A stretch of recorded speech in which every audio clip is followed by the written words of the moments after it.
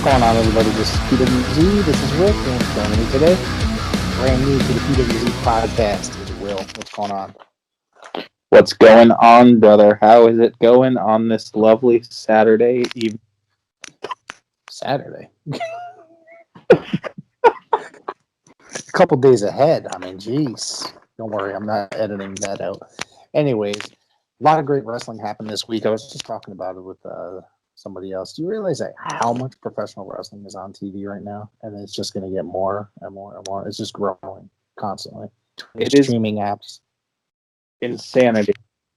We have wrestling Tuesday, Wednesday, Thursday, Friday. Yeah. And Sundays. What's on Thursday? Is What's Thursday? Is there something on Thursday? Fuck. There most likely is. I know Beyond Wrestling had Uncharted Territory on Thursdays on IWTV, but we'll see about that. If that, I believe that's coming back. But man, AEW had a killer show last night with a killer main event. I have to say, I already have to say this, and I said this before when talking to somebody, that I'm going to go ahead. This is probably going to be one of my favorite matches of 2021 already, this close into the year, 3 months into the year. What do you think? I absolutely think that for a main event, the two women that they put in this event, now you have Britt Baker, who has come so far in such a short time as a wrestler, and then you have someone like Thunder Rosa, who has been grinding as well, who is so hot, and after this feud that they've been building for months and months, perfect blow-off match. Two women beat the absolute living hell out of each other, and it's an absolute match of the year contender, in my opinion.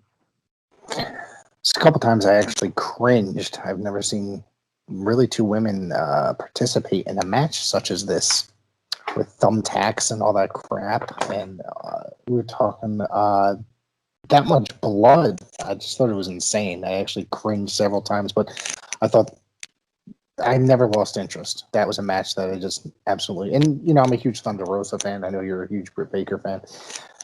It was just amazing, man. It really was. It was a lot of fun to watch at the same time. And I feel like with what they're doing with Britt, we're now at a point where they are positioning Britt to take the strap off of Sheeta, which, in my opinion, with how far Britt has come, how hot she is an absolute incredible heel. It's the right move whenever they decide to pull the trigger on it. Do you think that someone like Britt Baker could help get that AEW into the mainstream more, like crossover appeal, like her character? Yeah, she has such good character work, and even her waiting room segment is awesome. Right. She's good looking as well. I think that also has like a lot to do. You know, you have to have the look to become a celebrity, basically. So I think that it's going to be. I think it's very possible, and I can't believe the amount of blood that was in that match. It's just unbelievable. I've never seen anything like it in a woman's match. I should say, but one of my favorite wrestlers. Do you think that they're going to carry that feud on any longer? Do you think this is absolutely it? I was thinking, because you know the NWA is coming back. I have some notes here that I want to talk about the NWA as well this Sunday. Would you be surprised if she showed up on Sunday? Britt Baker showed up on Sunday.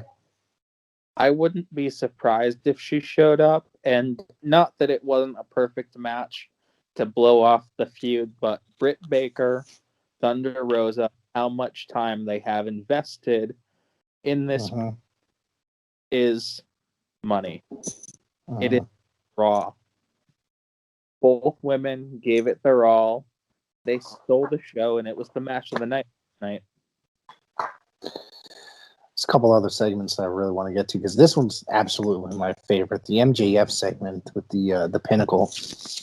I guess they're the new Four Horsemen, so to speak. Tully Blanchard killed it on the microphone, that whole segment. He was just killer. Like, he reminded me of like the old Tully from 1987 and the Four Horsemen. He was amazing. And then MJF really stepped it up, I guess. His promo, and personally, I'm not a big MJF fan, Really? but the guy has it all. Yeah. And He's probably like the best heel in the business, I think, like in the last like few years. oh, absolutely. And the thing about MJF is his promo is true to what he said. He's only 24 years old, He's got a 25. long career. Yeah. Had other, like he said last night, 25 years in this business at least. And Yeah, he's got a long. Foley, who Tully is a legend in his own right, and when it comes to the whole legends thing, you bring in someone like Tully, and that is the way you use a legend. You have someone like Jake the Snake with Lance Archer. That is how you use a legend. You have someone like Sting paired with Darby, and that is how you properly use a legend to not only give someone the rub, but they get to pick these guys' brains as well. And you think about someone like a Sting or a Tully or a Jake the Snake, or even someone like Christian Cage, who has done and seen so much in the business that it's mind blowing that they have all this knowledge to feed off of. Yeah, I think it's going to be amazing. You mentioned Christian Cage. He cut a really good promo last night. I thought it was last night, and it's interesting because I think he's going to be there, and there's a lot of young guys there that he's going to be able to help out, give the rub to, and it's just, he's just that veteran. He hasn't wrestled for 7 years. His mind just like coming back out of nowhere. Well, I wouldn't say out of nowhere because he just wrestled in January. But, you know, how do you figure he's going to go forward, like in here? So I think the thing with Christian Cage is, you go back to 2005 when he made the jump over to TNA, where he saw something in himself that no one else did. And he goes, I can do this, I can do this, I can do this. And he put his money where his mouth was, won the NWA World Championship, and really established himself at that time as a top heel business. And you look at something similar to what happened with Edge. Just like Edge, Christian did not get to finish his career on his terms. And going back to Revolution, where they hyped up this announcement, it's one of Tony Khan's favorite wrestlers, and how he's a Hall of Famer, or Hall of Fame worthy, should I say. And it's absolutely true. Like, you look at everything he's done, and it's like, wow, he gets to come back, finish on his terms, and fast forwarding, he shows up last week on Dynamite, Fallout from Revolution, confronts Kenny Omega. Now, if you go back 2 years, I can't remember what podcast it was on. I was listening to it the other day. Christian was talking about how he actually was watching matches and had to turn them off because he was thinking, oh, I can do this with Kenny. I can do this with Kenny. I can do this with Kenny. And the thing about this roster with AEW is, yes, they're bringing in certain legends like Sting, who had an awesome street fight with Darby. But then you also have people like I said, like Tully and Jake. And then you bring someone like Christian into the mix, who is completely cleared, completely rejuvenated, and has so much to offer. And with such a young roster, like he said in his promo last night, he talks about outwork everyone. And I feel that phrase doesn't just stand for outworking everybody, but as he said in his promo last night, he has to get wins under his belt. And I feel like once he finally steps in that ring, he's going to work with so much of that younger talent, which is a great thing for the youth roster.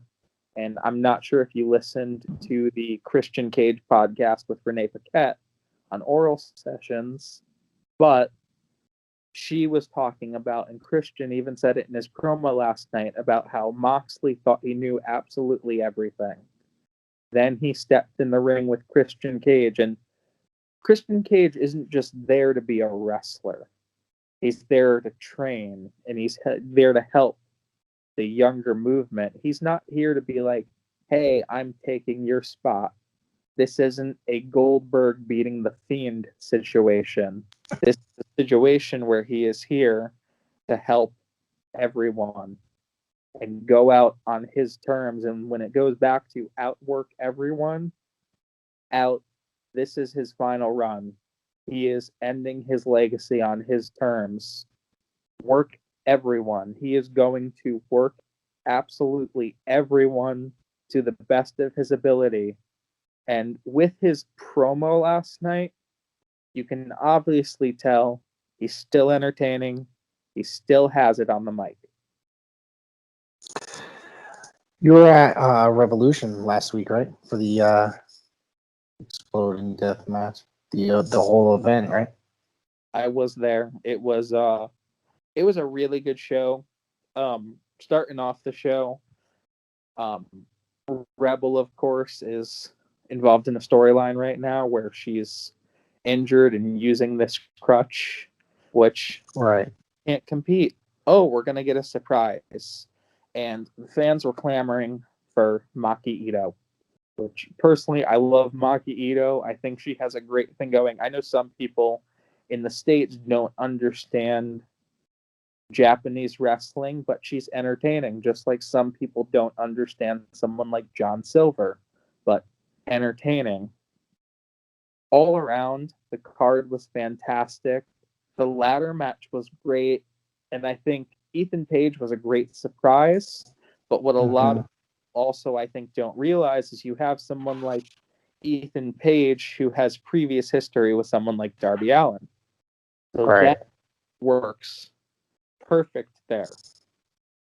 And skimming through the card, then they hype up this announcement, and you have someone like Christian Cage who that morning, I think it was around 3-4 in the morning, it leaked that he wasn't signed anywhere. Now, I personally predicted, hey, Christian Cage and Ethan Page are going to be the surprises. You saw the countdown, you heard the familiar music, similar to TNA. It's been reworked a little bit by Mikey Ruckus, who does awesome music work. And when that screen flashed in Christian Cage and then he walked out of the tunnel, the place came unglued. Really? And I think for him that was so therapeutic because you're gone this long, the people still know who you are. And it was just one of those moments where you had to be there. And I know there's people that are like, oh, well, it's going to be CM Punk or Brock Lesnar. I am one of the biggest punks in the world.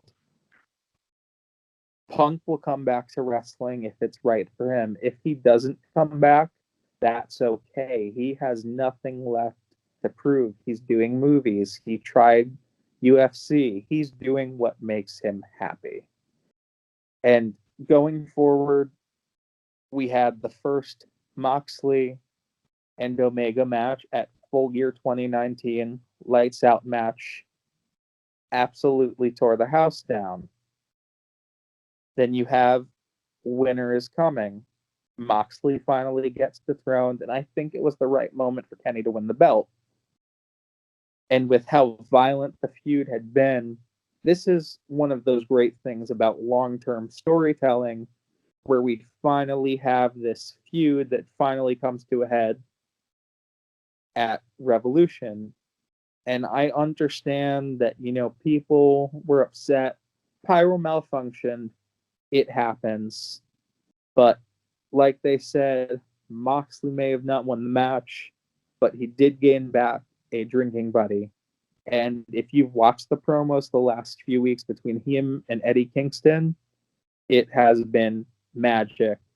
And the way they covered things last week with, oh, Impact paid for the bomb and this and that, only someone like Eddie Kingston could talk like that man can, and get that situation over and make people forget about what happened. Again, malfunctions happen. It is what it is.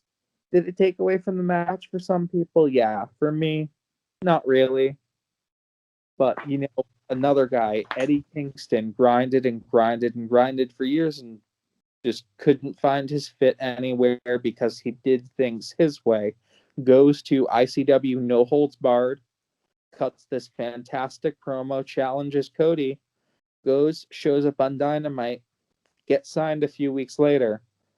And that's the thing I love about AEW is this is their second Revolution pay-per-view, and in 2 years they have come so far. Yeah, their viewership may drop a little bit here and there, but they're still pulling the numbers TNT wants, and I don't see AEW going anywhere. I think AEW is really good. It's a breath of fresh air for wrestling because if you think about it, there's only one like major company in the United States for 20 years, probably just about, or 18 years. I'm not counting TNA because they never really garnered the attention that they should have. It seemed.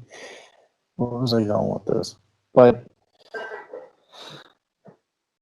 I still think they have come a long way. I still think there's a lot of kinks to be worked out, and it's not nearly as open as it was in the past, like in the past 2 years. But it's definitely there's definitely some things that need to be worked out. Delivery is definitely one thing. They do a lot of hardcore stuff. I'm not sure if that makes sense or not. It's just like everything seems to turn into a hardcore match here and there. I think they're like the perfect mix. Like, of course, there's kinks that can be worked out, but Right. if you were in the 80s, or you were a fan in the Attitude Era, or if you were a fan in the early 2000s, and then the whole PG era happened, and you're like, oh, like I know for me, wrestling, not that like I didn't love it anymore, but I felt like my intelligence was being insulted. And then you saw what was happening on the independent circuit and Ring of Honor with the Bucks and Cody and Kenny and people like Mike Bennett and Matt Taven. And you just saw this incredible independent movement, which turned into All In. And then you go from All In and you go to now. And people like Cody said, hey, WWE, bye, see you later. I know what I'm worth and I can do this. And again, like you said, kinks can be worked out, but as long as they keep on the path they're on, it's going to keep getting better. And that's how I see it. A lot of these guys bet on themselves when they left the WWE. Cody went on to Indies and then to Ring of Honor. He had a stint in Impact too, didn't he? A short stint, but he was there for a little while. He had a And then I think, and then obviously New Japan and stuff like that. So it's kind of crazy. I had stopped watching wrestling for about a good 3 or 4 years. But then, was it Slammiversary 2018 actually got me interested in wrestling again, funny enough. And I went to, what's that show? Bound for Glory 2018. And to me, it was like one of the best shows I've ever been to, like attended, and ever since then, I've been like hooked again, like hooked since.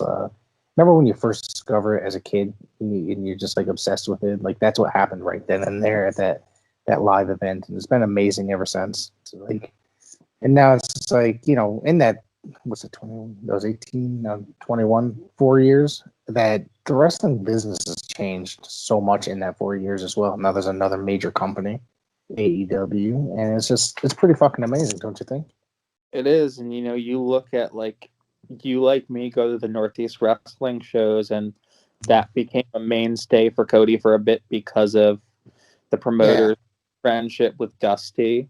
And it was one of those things where they were bringing all like these dream matches, and then you get Cody versus Kurt Angle, which is like I'm a huge Kurt Angle fan. He was one of the first wrestlers I ever met, and you had the series of matches that spanned from Northeast wrestling over to What Culture, And, then the final blow-off match in the States, which I'm pretty sure was Cody versus Kenny, and this, not Cody versus Kenny, Cody versus Kurt in the steel cage. And it was like, what is happening right now? I'm watching Right.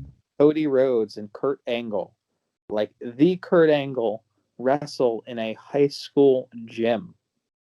And you think about that, and sure, Kurt went on to WWE, but Cody went and continued his path. And like you said, like New Japan, Impact, like he was the first person, I think it was, to work like Wrestle Kingdom, Bound for Glory, and WrestleMania in like a year span. And it was just like, again, what is happening? And it's absolutely incredible what happened now. Yeah, that's awesome. What else you got? You want to bring anything else up? So we have NWA. So I know a lot of people were worried. NWA's YouTube channel went dark. And I was sitting there, it's like, what's going on? And then I think it was Fight leaked something for Back for the Attack. A few hours later, NWA announces Back for the next day. Yeah. Probably because of the leak, I personally think. Capitalize. There's all this buzz surrounding them, which they delete everything off their YouTube. Great way to generate buzz. And I know for someone like you who is a fan of old school wrestling, I don't watch a ton. I watch some. NWA has done a really good job of just bringing people to the surface. Like you have someone like a Ricky Starks or a Thunder Rosa or an Aaron Stevens, formerly known as Damien Sandow. And then you have veterans like Trevor Murdoch and Ken Anderson, Rock and Roll Express. And they've done a really great job. And sure, there's things they could have done better because there were certain talent left. But like you even have someone like Eli Drake who kind of floundered for a little bit, who is absolutely fantastic on the mic, solid wrestler. Absolutely. All for years, goes on NWA, creates this buzz for himself, and now all this time later is signed with NXT, which I think is a great move for him. Because personally, I think he deserves that. He deserves more national exposure because, again, you have someone like Eli Drake, who's almost 40. There's only so many years wrestler thumb card. Right. I think everybody saw when the NWA took all the videos off YouTube that it was that it was the doom, that everybody was like, oh well, that's it, they're done. But I'm just like, no, something's up. You know what I mean? Because literally, I was watching it just hours before everything disappeared, and then I go in and I see online everything's deleted. I'm like, what the fuck are you talking about? So I checked it out. But then all of a sudden, like you said, they announced the pay-per-view, and then they've been slowly announcing talent every week, and now it seems like we have a card. Have you looked into this card at all? I've looked into some of the card, and one of the matches in particular that stands out to me is Aaron Stevens, a guy who, like someone like a Matt Cardona or a John Silver, got himself over. And when he was for someone like WWE, and for God knows what reason, had to lose the Money in the Bank, he did not become a world champion. Personally, the gimmick he had, he was hot at the time, should have been a world champion in my opinion. And according to the NWA pay-per-view, Joseph Hudson, known as Josephus, unfortunately passed away. And in his honor, it is Aaron Stevens versus Alice in the main event for the NWA World Championship. And personally, I really think that match is going to deliver. I do too, and I think that it's amazing that the direction that they went with, as far as it being a tribute to Joseph Hudson and those two wrestling each other, because I really think that Aaron Stevens is more than capable of having a great match with Nick Aldis. Personal opinion. So I'm really looking forward to that match. There's a couple other matches. Like, I'm really not looking forward to one of the matches. I think we've talked about this before we went on air. Uh, the Tyrus match. Is he taking on JR Kratos? Is that what I have written down here? Yeah, I believe that's right. It's like my whole thing with Tyrus is with everything surrounding him. I don't personally think it's good publicity for the promotion. Not really going to go into detail, but it's also one of those things where like his day has kind of come and gone. Like he had a decent stint, did the bodyguard thing, and then he did his whole team with A-Train, Tensai, whatever you want to call Matt Bloom. And it was just like, there's nothing really for him. I don't consider him a draw. So the match really doesn't make sense to me, but that's what I'm saying. The fact that they announced him, I was like, what? Like, it's unbelievable because it just does not seem, I don't care. I really don't care. You know what I mean? It just does not seem, what the hell who were they thinking? Who's doing the booking now? Dave Lagana's not there. Is this just Billy creating stuff now? Does he have a right-hand man now? It's Lagana's not there. I don't think they've announced. There's someone else that isn't coming back to NWA. Well, I can't remember who it is off the top of my head, but I don't know what. Kind of one of those things where it's like, who booked this? Yeah, it just seems very random. Also, the national championship. This is another one that I think is just kind of an odd match. Is Trevor Murdoch defending against Chris Adonis, however you want to call him. Why Chris Masters? It's the roster that they're announcing is just it's odd. It's not going to stop me from watching the show. I already bought it, and I have faith that the NWA is going to put on a good show. They've put on a lot of really good shows since Billy has bought the group. I feel like someone like Trevor Murdoch is better as a tag team guy. Like personally, I really liked Caden Murdoch. Unfortunate that Lance Cade passed away so young because I think he could have been a bigger player, especially after Caden Murdoch broke up, paired him with Jericho, and he got released and everything. But I think had he not passed away, we probably would have seen Caden Murdoch reunite down the line. And my whole thing is, personally, I'm a Chris Masters fan. People are some people, but like I remember watching it back in 2006, and it was one of the things where it's like, where did they go wrong with this guy? Maybe something, but where I mean, I'll watch it, but it's another match that kind of doesn't make sense to me. I think some of the matches on the card, based on the we discussed previously, are just kind of thrown together. Yeah, mentioned that after, but you're right.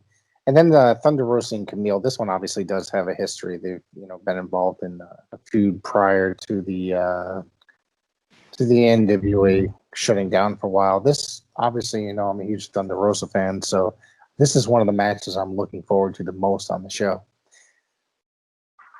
So, with that being said, I'm also, especially after last night, and especially everything Thunder Rosa's been doing on television, she's a phenomenal wrestler, and she deserves all the credit in the world. She deserves all the spotlight she's been getting. And I think for business purposes, I think Thunder Rosa should go over, which with Serena Deeb being injured, I think it's a great thing that even though we can't have the championship match, okay, here, we're going to have this number one contenders match. which I think is going to be another one of those things that's going to be great for cross promotion, because you think about this way. Thunder Rosa wins, they can have the match in the NWA. They can start a feud. Serena Deeb's a pretty sound wrestler. You can do it in the NWA, you can do it in AEW, you can do it wherever, because that's the cool thing about all this cross promotion that's going on right now is, like, we've seen the NWA title defended in AEW, and I think it's one of those things that's going to be good business for both companies. Bunch of newcomers to the NWA. Well, not necessarily, sort of. They've been with Championship Wrestling from Hollywood, this basically, and then New Japan as well. New Japan, LA, Dojo area. Slice Boogie, Jack Stain, Jordan Clearwater, and I got it written down. I can't see what Crimson returns to the NWA. This match, I think would be a pretty decent one, honestly. Slice Boogie, are you familiar with him at all? It's a corny name. Yeah, I think that guy's more than capable of putting on a really great match. I watched him in the United Wrestling Network and the Championship Wrestling from Hollywood, and this is probably going to be the sleeper match. It's a 4-way match. Probably, I would assume it's going to be the opener, so I just feel like this is going to be a really good one. I know there's a television title match as well. Elijah Burke, and I can't remember his opponent right now. I don't know if you have it. Burke is facing Tom Latimer, formerly known as Tom Latimer. That match. My whole thing is, like, I'm a huge Elijah Burke fan. Dude never, personally, in my opinion, went as far as he should. Like, he had a great stint in WWE. They first paired him with Sylvester Terkay, and then you put him over with the New Breed, which he ended up getting that WrestleMania moment that he so gladly deserved when they faced off against the ECW originals. Had a stint as the Pope in Impact, TNA, whatever you want to call it. And then you have him pop up in the NWA, and it was one of those things where when he won the belt, I was so psyched. You finally have this guy who's been grinding, and it's like, wow, like, he finally gets, he's already had his WrestleMania moment, but he gets this whole other historic moment, and I personally think for business, it's best if he goes over. So I'm hoping he keeps the title, opposed to putting the belt on someone like I said about Tyrus earlier. Putting the belt on Thomas Latimer, not a good PR move. No. Now the TV tapings are for Power coming on the next day, which will be Monday. They're going to set to air on Tuesday. So there's going to be a lot of editing done right there overnight. They're going to be doing, I think, a month's worth of TV tapings. Now, obviously, you can't make 4 episodes with that same roster over and over, so there's going to have to be other guys coming in for just TV tapings. Now, whether it's people that have been on Power in the past, Rock and Roll Express, or I know Royce Isaacs is not in there anymore. Who do you think will appear on the show, or do you have any idea? I have not seen anything as of yet. I haven't seen anything as of yet. I mean, like we talked about earlier, it would be cool they could have someone like a Britt Baker appear, but at the same that's what with Dynamite being in Jacksonville live on Wednesday and everything going on travel-wise, I don't know if they could pull it off. But would it be cool because of what happened on Dynamite last night? Be great. Yeah, I think it'd be awesome. Power, it's one of those things now where it's interesting because since the last time they taped Power, there's also been a lot of talent changes. There's been a lot of behind-the-scenes changes. But the one good thing they've done is now they have this distribution deal with Fight, which I think is a game changer for them. A lot of people are complaining because they're not going to be on YouTube anymore. They don't want to pay the $5 a month to subscribe to NWA Power. I immediately signed up as soon as Fight announced it this morning. I don't think it's really that big a deal. You know what I mean? It's $5, and to me, NWA Power is a quality wrestling show. It reminds me of the wrestling that I grew up watching as a kid, the NWA that I grew up watching. So $5 is not a high cost, thing to watch just a few episodes of wrestling. It's going to end up being 4 hours, if not more. They'll probably throw in specials as well. Yeah, and I think one of the things and what people realize is, I think someone like Ricky Starks who said, hey, I had this much in my bank account when I went to AEW, and that wasn't, maybe it was a shot at NWA, maybe it wasn't, but as far as monetizing goes and paying talent goes, if they have this many subscribers for Power on Fight, that's obviously there's distribution deals and stuff that has to be paid, but that's also more money in the talent's pocket, depending on how deals work. Right. So it's win-win for everybody. And I mean, sure, you can't watch it free on YouTube, but you think about this: you pay $50 every 4 months for like a paper, for like one of the big four for AEW, or you pay $50 a month for a WWE pay-per-view if someone pays that. I know I personally don't anymore because they're so awful. But I was paying the $9.99 a month. When Speaking of which, WWE's starting on Peacock this week. Actually, they started uploading stuff this week, and today they launched today. Yeah. I breezed through it, and obviously it's going to be a while before they can transfer all the stuff over. Now, what's your opinion on this whole thing? I mean, I think it's a great deal because I'm just like, I get the $5 tier for free with my cable system, so basically I'm getting the WWE Network for free with it, and I'll be able to stream Fastlane. I'm going to try to stream Fastlane through there. And, if not, I'll just switch over to the WWE Network. But hopefully, because I hope everything works out the way that it's supposed to. Because a lot of people had trouble with the WWE Network running live events when it first started, the first month, whatever that it was. I mean, as far as the subscribers go, obviously there's a ton of Peacock than there is to the network. But at the same time, I think the deal breakers for me is you mentioned the whole $5 thing, which I think I also get free because of my cable service. But it's also one of those things where there's this $9.99 tier, which I guess you get more stuff. I haven't really looked into it too much. But my whole $9.99 tier, you get no ads. And that's what the difference is. You just get no ads as far as the $9.99 tier.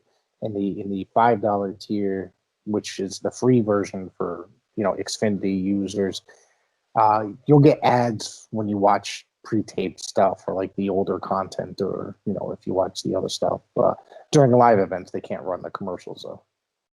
So my deal is they're moving over to Peacock. They've already launched it, but I think this deal, even though it's been in talk for months, supposedly truly came together last minute because not everything is being ported over. So, like, if you want to watch, like, I think anything past like 2008, it's not on there. And based on what representatives have said, everything's not going to be fully ported over till probably the end of summer of 2021, which I think personally for me, the reason I have this work is I go back and watch all the older pay-per-views from late 90s to mid 2000s. I go back and I watch the Raws from 2004 to like 2007. I go back and I watch the Raws that I attended in the early 2000s.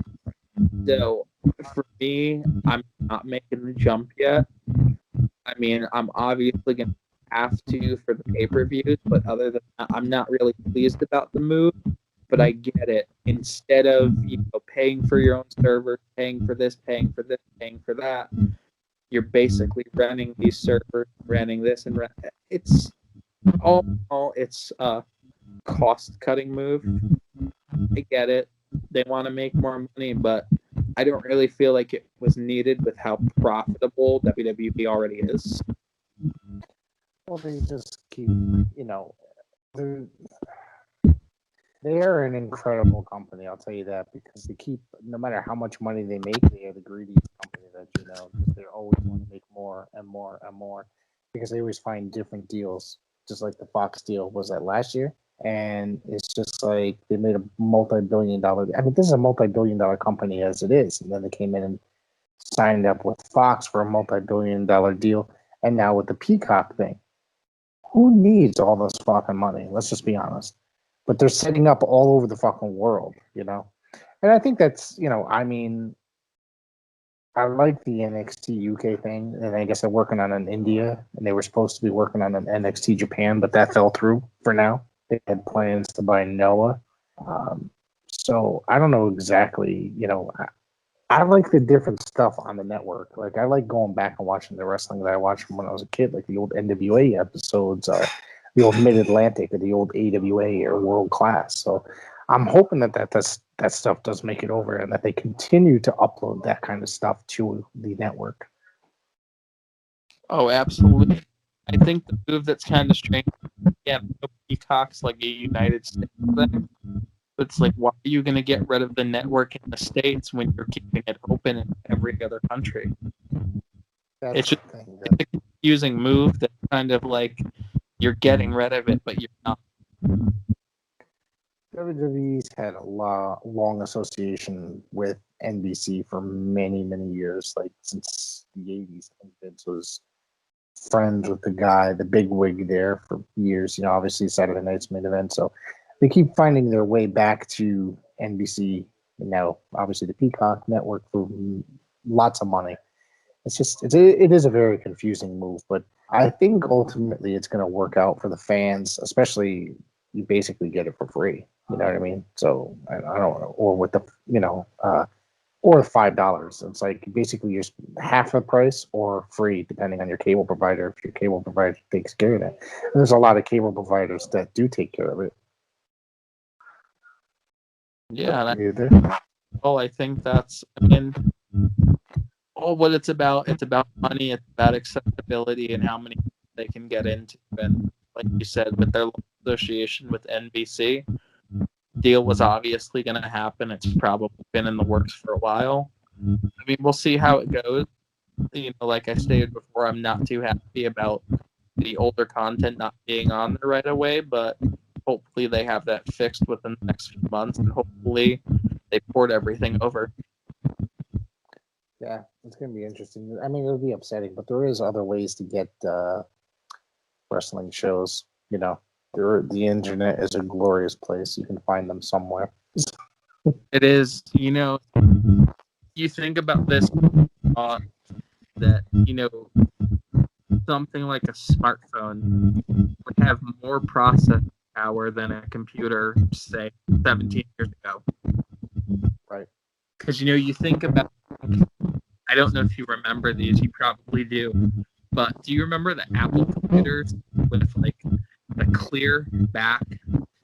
They were like red and blue and purple and green. Yeah, I remember that. Yeah, I didn't own one, but I remember them. Yeah. But like I still remember, and talking about the network, I remember 24/7 classics on demand. So it's kind of mind blowing to think they went from and I think the 24/7 classic on demand was like $7.99 a month. You would always get the advertisements in the DVDs, or they would advertise it on pay-per-views, and like it was great.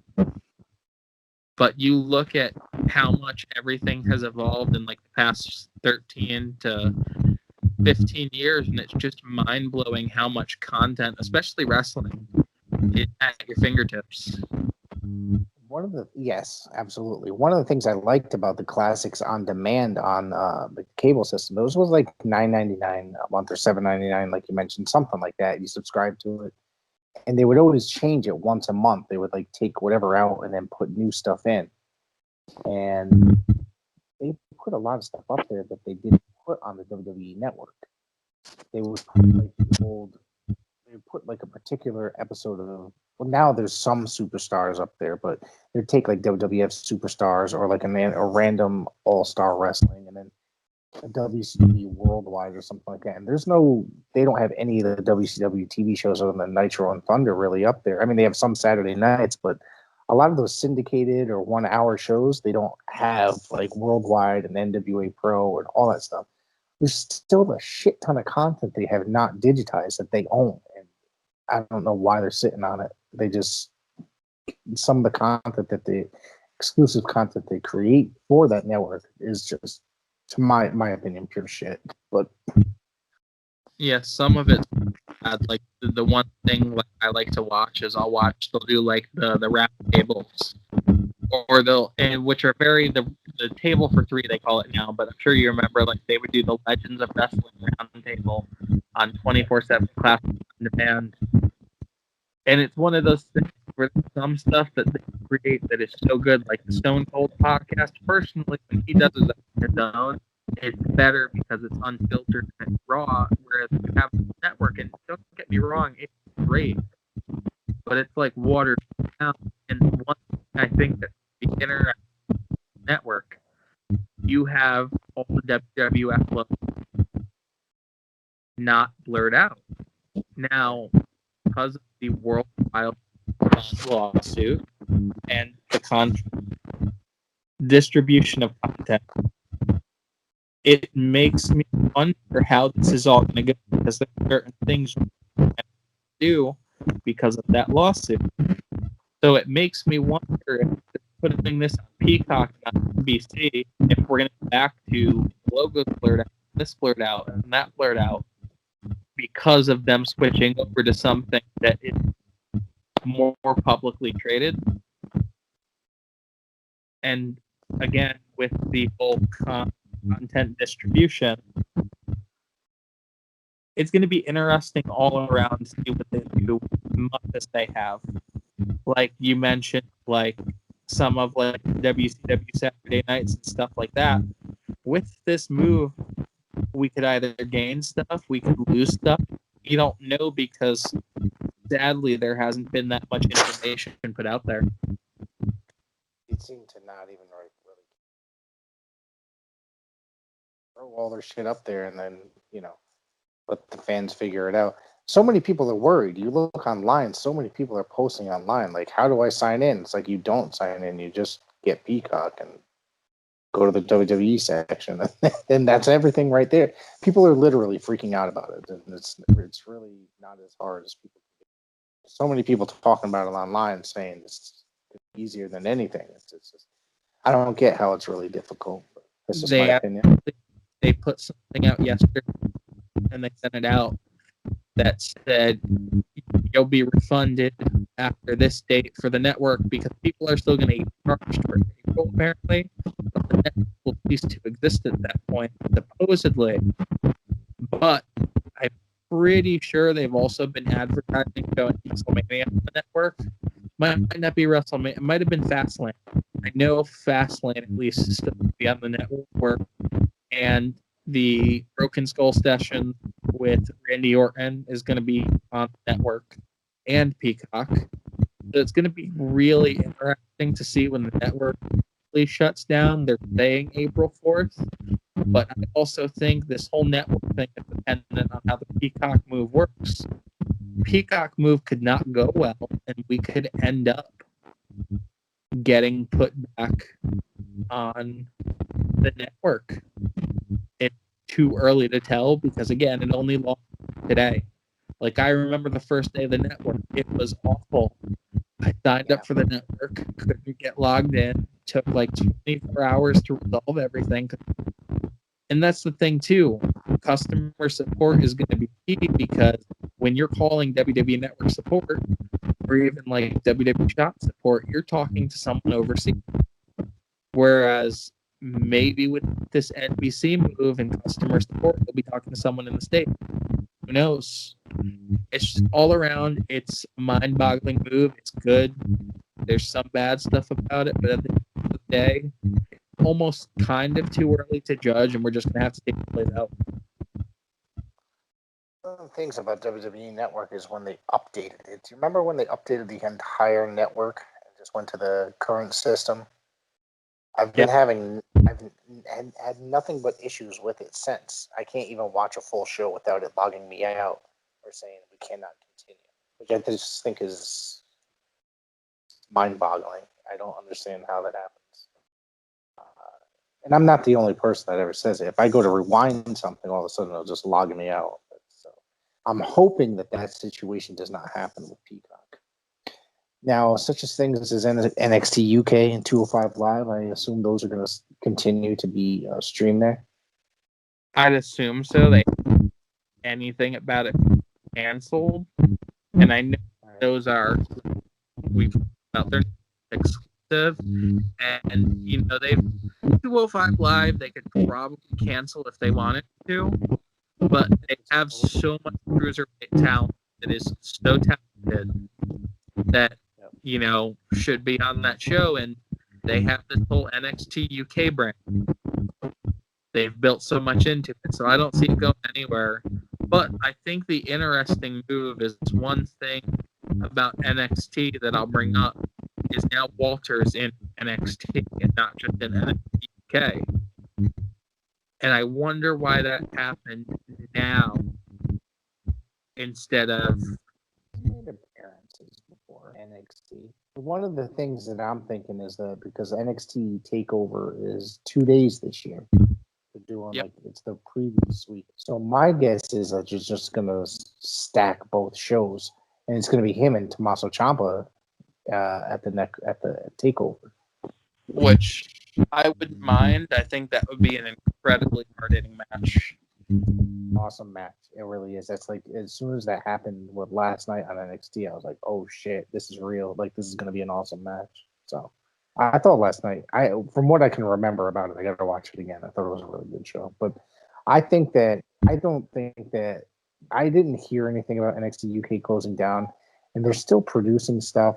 So my guess is that I'm hoping that they keep it, but I know Walter's gone back and forth, so I don't think it could just be for the current, like the big event that they're about to hold. They have held big, like multi events where they've, NXT UK and NXT combined shows before. Yeah, they've before, and I think another thing you mentioned they have going right now is you're bringing back, and of course it happened in other places, but you're bringing back the Adam Cole and Kyle O'Reilly feud, which is money.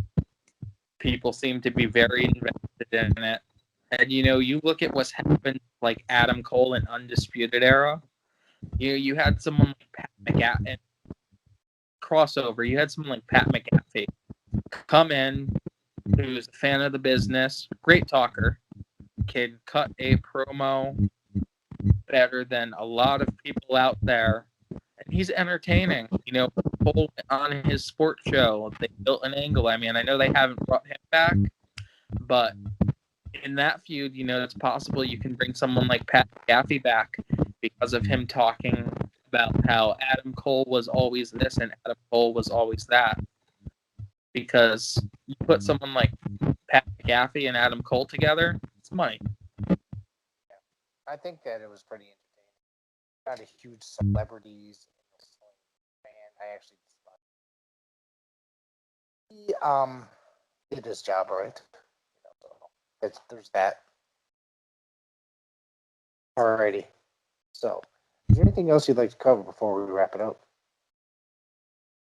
Nothing else I'd really like to cover. I think we've covered pretty much everything in wrestling last week.